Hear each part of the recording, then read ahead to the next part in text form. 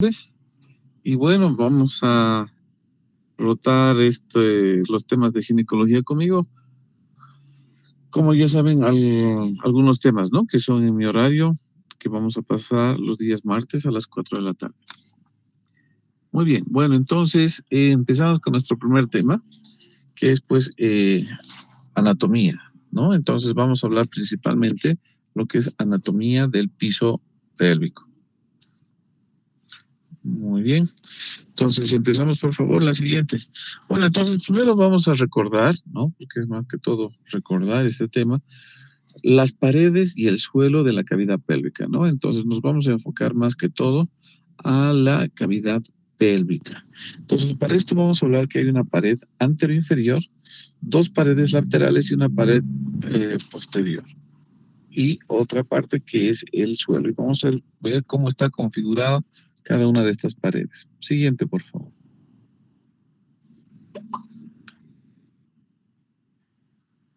Bueno, entonces ahí tenemos en rectángulo la pared anterior inferior que está conformada por los cuerpos y ramos de ambas sínfisis púbicas, ¿no? ¿Cuál es la función de esta pared anterior inferior? Principalmente la de sostén del peso de la vejiga urinaria. Siguiente. Ahí están las paredes laterales, fíjense en un corte que estamos viendo el lado interno del lado derecho, ¿no? Del hueso coxal. Entonces la pared lateral está constituida por los huesos coxales, tanto derecho e izquierdo, el cual va a estar tapizado en su parte interna por los músculos obturadores internos. Estos van a estar recubiertos por una fascia, ¿no? La fascia obturatriz, que va a cubrir a todo lo que es los músculos obturadores internos. Y fíjense esa línea blanquecita que va a formar lo que es el arco tendinoso de la fascia obturatriz. Entonces, todo eso está con la constitución de la pared interna, de las paredes laterales de la cavidad pélvica. Siguiente. Los músculos de la pelvis. Entonces, hay músculos que no pertenecen al piso pélvico, pero que pertenecen a las paredes laterales de la cavidad pélvica. Y estos dos son principalmente dos. El que ya hemos hablado, el músculo obturador interno, que va a tapizar el agujero obturador, y otro músculo, fíjense, ahí en la parte superior, que es el músculo piriforme, que pasa por el agujero isquiático mayor para ir a insertarse hacia la parte superior del fémur, ¿no? Como se ve ahí. Muy bien. Siguiente. Las paredes y suelo de la cavidad pélvica. Entonces ahí vemos la pared posterior y posterolateral. La pared posterolateral va a estar conformada por la articulación sacroiliaca y los ligamentos ciáticos, además del músculo piriforme, ¿no? Que forman parte de la pared lateral y no así del piso pélvico. Y en la parte posterior va a estar constituido solamente por el sacro y el coxis.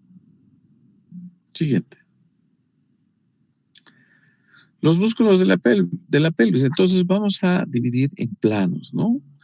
Podríamos decir el plano más profundo que va a ser la fascia endopélvica, la cual va a tener una función principalmente de suspensión y estabilidad.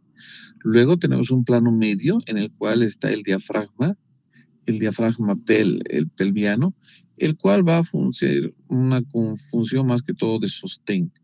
Y luego tenemos el diafragma urogenital, que este está más en relación con la micción, ¿no? Con la diuresis. Siguiente. Bueno, entonces vamos a describir cada plano. Entonces aquí en la fascia endopélvica vamos a tener principalmente los ligamentos cardinales y los ligamentos uterosacros que están en relación con el parametrio, ¿no? O sea, en la parte lateral de los úteros. Luego tenemos más hacia la parte posterior, tenemos la fascia rectovaginal y la fascia pubocervical. Siguiente.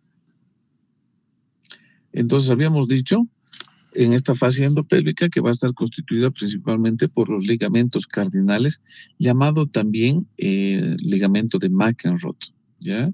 Que está en relación con el paracolpos, o sea, va a estar en relación con el útero y la parte superior de la vejiga, de la vagina, perdón. Entonces, ¿cuál es la función de este ligamento de McEnroth? Va a fijar el aparato genital, está en la parte superior de la vagina, ¿no? Del ser, también está en relación con el útero, es decir, con el cervix, y el istmo, y se va a ir hacia las paredes laterales de la pelvis a nivel de los músculos obturador interno, donde se va a ir a perder estos ligamentos, se van a insertar, ¿no? ¿Dónde se van a ir? Donde van a estar situados los grandes vasos de la pelvis. Luego en esta fase endopélvica tenemos otro ligamento importante que es el ligamento útero-sacro, el cual va a sostener, va a unir el cérvix, pero hacia atrás, va a rodear lo que es el recto y se va a ir a insertar en lo que es el periósteo del sacro a nivel de S2 y S3. Luego tenemos los ligamentos pubo-cervicales que van desde el pubis, ¿no? Hasta el cervix pasando por debajo de la vejiga. Entonces, estos son los tres ligamentos importantes que van a estar en relación con lo que es la fascia endopélvica. Siguiente. Bueno, entonces en la parte genital, para describir un poquito mejor el piso pélvico, vamos a describir dos triángulos, ¿no? El triángulo anterior o urogenital y el triángulo posterior o anococcigio. El anterior, fíjense, de vértice, de un triángulo que forma el de vértice anterior, ¿no? Que está en relación con el clítoris y las tuberosidades isquiáticas, mientras que el posterior está en relación de las tuberosidades isquiáticas con el sacro, con el coxis, ¿no? Siguiente. Bueno, ahora ya pasando a los planos musculares del periné, hablando ya de lo que es el piso pélvico, tenemos que hablar de un plano profundo, ¿no? En el cual está el diafragma pélvico. Luego tenemos un plano medio, el diafragma urogenital, y un plano mucho más superficial donde están los músculos perineales, ¿no? Entonces, si hablamos del plano más profundo, que es el diafragma pélvico, vamos a tener dos músculos fundamentales, el cual uno de ellos es el músculo elevador del ano, con sus tres haces musculares, y por otra parte el músculo coccigio, ¿no? Entonces, estos tres haces del músculo elevador del ano, pues son el músculo puborectal, el músculo pubococcigio y el músculo iliococcigio, ¿no? Esos entonces son los haces del músculo elevador del ano, ¿no? Entonces esos son los músculos del plano profundo. Ahora, los músculos del plano medio está también denominado diafragma urogenital, se encuentra el esfínter estriado de la uretra y el transverso profundo del perine. Estos dos son los músculos que van a formar el diafragma urogenital. Y una parte más superficial ya del piso pélvico, que podríamos decir está en relación ya con lo que es el periné, tenemos pues los músculos perineales. Y estos son cuatro. Tenemos el músculo isquiocavernoso, el bulbo esponjoso, tenemos los transversos superficiales del periné y el esfínter externo del ano. Siguiente. Ahí está, fíjense, en un plano profundo, el diafragma pélvico que habíamos hablado, que se va a extender entre las paredes anterior, laterales y posteriores de la pelvis menor, ¿no? Estos van a separar la cavidad pélvica del periné y van a presentar un hiato, fíjense, un hiato en la parte genital, el central, que es el hiato urogenital, en la cual va a existir una hendidura anterior entre los bordes mediales de los músculos elevadores del ano, los cuales van a dar principalmente el paso a lo que es la uretra y la vagina, ¿no? Y ahí están los haces, fíjense, del músculo elevador del ano, ¿no? Ahí está. Más adelante tenemos el pubo rectal, posteriormente tenemos el pubo coccigio y luego el iliococcigio, todos naciendo del hueso coxal, ¿no? Y a la derecha vemos la pared lateral de la cavidad pélvica, en el cual está el músculo obturador interno, ¿no? Y los músculos coccigios y además del músculo piriforme. Siguiente. Aquí también, en otra imagen, de los músculos del elevador del ano, cuya función va a sostener las vísceras abdominopélvicas, va a contener también lo que es la continencia, ¿no? Fecal y urinaria, y sus inserciones proximales pues van a ser a nivel del pubis, ¿no? En el arco tendinoso de la fase de la obturatriz y la espina asiática, ¿no? Ahí como vemos de adelante hacia atrás. Mientras que su inserción distal va a ser en el coxis, ¿no? Y el ligamento anocoxigia, y como vemos en el RAFE, en la parte media hacia atrás, ¿no? El ligamento anocoxigio. Entonces ahí está la distribución de los músculos del piso pélvico, del músculo elevador del ano principalmente, ¿no? Ahí esa parte blanca que vemos el arco tendinoso de la fascia del obturatriz y más hacia atrás la espina ciática. Siguiente. En el plano profundo del diafragma pélvico, entonces, ya determinando las porciones del músculo del elevador del ano, pues tenemos primero al músculo puborectal, que tiene la forma de U, ¿no? Fundamentalmente, su función va a estar en relación con la continencia fecal, ¿no?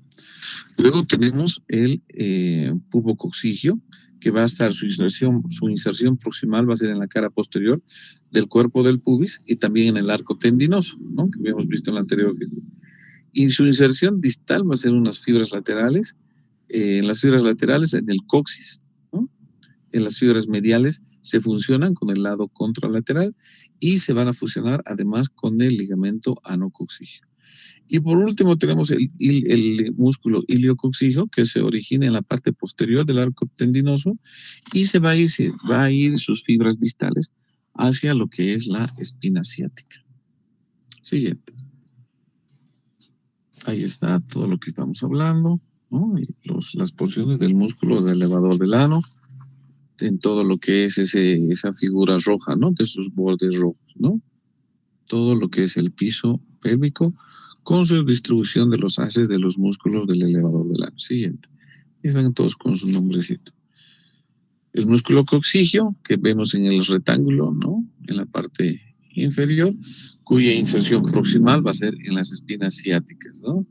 Y su extremo distal va a ser el extremo inferior del sacro y del coxis. Como vemos en el triángulo, todas esas fibras transversales van a formar parte de lo que es el músculo coccigio. Siguiente. Muy bien, ese es un plano profundo. Ahora, si hablamos de un plano medio, o lo que habíamos dicho, el diafragma urogenital, que va a ir a constituir lo que es el esfínter estriado del uretra. Sus ramas o su origen, su parte proximal, va a estar dada en la rama isquiopúbica, ¿no? Y además en el lado contralateral, igual en la rama isquiopúbica, ¿no? Esta va a estar atravesado por la uretra y por la vagina, ¿no? Tiene un hiato urogenital. Y este nos va a servir como esfínter, principalmente esfínter vaginal. Entonces ahí en la imagen, vean, en el lado derecho tenemos el esfínter estado del uretra, el cual pues es voluntario, ¿no? Y ahí vemos sus fibras, ¿no? El músculo esfínter del uretra. Muy bien. Siguiente. Y habíamos dicho que está constituido este plano medio también por el músculo transverso profundo del periné, el que está en el rectángulo rojo, ¿no? Cuyo origen va a estar en ambas tuberosidades isquiáticas y va a tener una dirección medial que se va a insertar hacia la parte media en el centro tendinoso del periné, como estamos viendo en la imagen, ¿no? Siguiente. Ahora vamos a hablar de los músculos superficiales, o el plano superficial de los músculos perineales, ¿no? Y aquí tenemos principalmente a los isquiocavernosos y al bulbo esponjoso, ¿no? El isquiocavernoso que va a tener su origen a nivel de las tuberosidades isquiáticas y su otra inserción va a ser en la cara anterior de la sínfisis del pubis, ahí como vemos, ¿no? En la parte derecha. Luego tenemos el bulbo esponjoso, el origen en el centro tendinoso del periné y su inserción sobre los bulbos del vestíbulo en la mujer. Actúan como esfínteres también de la vagina. Siguiente.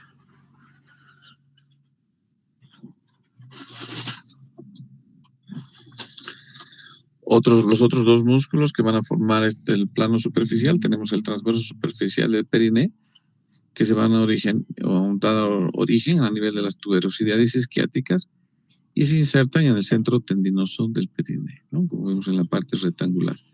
Y en la parte cuadrangular, es imagen roja, que vemos el esfínter externo del ano, que rodea el canal anal se origina en el centro tendinoso del perineo y se inserta a nivel de lo que es el coxis. Esos son los 4 músculos del plano superficial, ¿no? Siguiente. Muy bien. Y para ir finalizando, entonces, hablando de la irrigación de los órganos pélvicos, pues tenemos principalmente que va a estar dada la irrigación del útero, principalmente por la arteria ilíaca, ¿no? Fíjense, es un tramo que va a dar bastantes ramos, principalmente la arteria uterina, la arteria vaginal, la vértebra vesical anterior, la arteria pudenda interna, la rectal inferior, ¿no? Entonces va a dar bastantes ramos, de los cuales nos interesa, fíjense, la flechita, esa es la arteria uterina, ¿no? Que a nivel del cervix, a nivel del cuello uterino, nos va a dar, se va a dividir en dos, una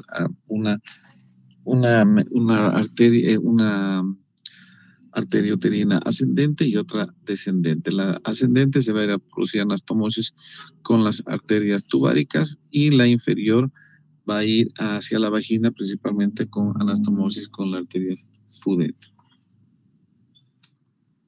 ¿no? Ahí está todas las imágenes. Ahí está la arteria uterina que va a dar irrigación al útero, la vaginal, las arterias vesicales y las arterias pudendas que habíamos hablado, y que estas también van a ir a irrigar todo lo que es órganos de la vulva, ¿no? Siguiente. Bueno, la inervación de la vulva y el perineo está dado principalmente por el nervio pudendo, ¿no? El nervio perineal va a proporcionar la inervación sensitiva a lo que es la vulva, y del nervio pudendo también va a salir el nervio dorsal del clítoris, ¿no? Entonces, la inervación de todos los órganos pélvicos va a estar dado por el plexo hipogástrico superior, principalmente la vejiga y útero, luego el plexo útero-vaginal, útero-vagina, y el plexo ovárico. Siguiente. Puede haber lesiones de todo lo que hemos hablado, de estos diferentes planos musculares, ¿no? De estos diafragmas. Y los factores que pueda producir estas lesiones del piso pélvico son principalmente la edad, ¿no?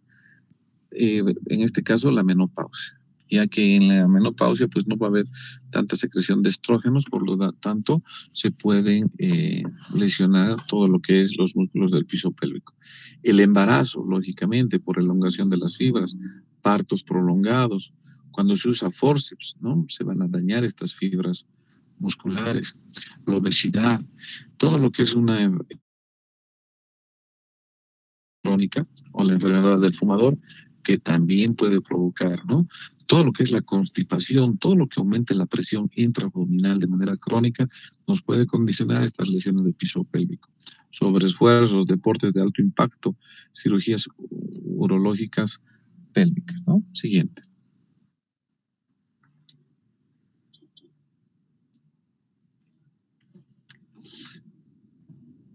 Siguiente, José.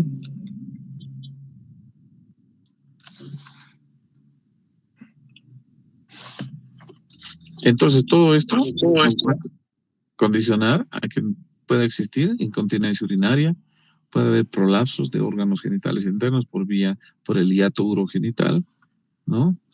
El anterior.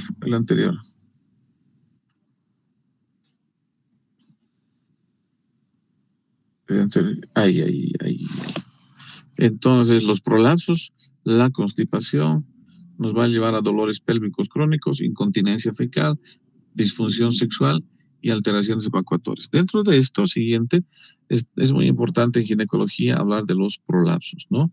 Y los prolapsos, como habíamos dicho, sus causas principales de estas lesiones de piso pélvico son pues partos vaginales intervenidos, principalmente por forceps o episiotomías que pueden ser muy amplias o mal reparadas, ¿no? Que nos van a producir estos prolapsos. Lesiones durante el parto, constipación, enfermedades respiratorias, deportes de alto impacto. Muy bien.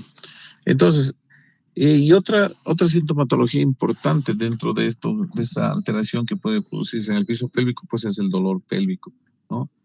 Y se va a producir en estas patologías que son el síndrome de vejiga dolorosa, la cistitis intersticial, neuralgia del pudendo, síndrome de dolor pélvico crónico, también, que se parece a un dolor de prostatitis crónica, la endometriosis, prostalgia, dispareunia, vaginismo y el síndrome de intestino irritable.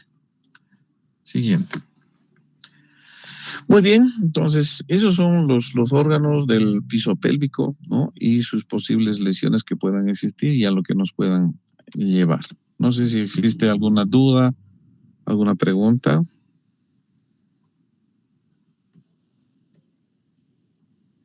Muy bien. Entonces, gracias por su atención, chicos, y nos vemos el siguiente martes con el siguiente tema de la teórica, ¿ya? Gracias por su atención. Chao, chicos. Muchas gracias, doctor.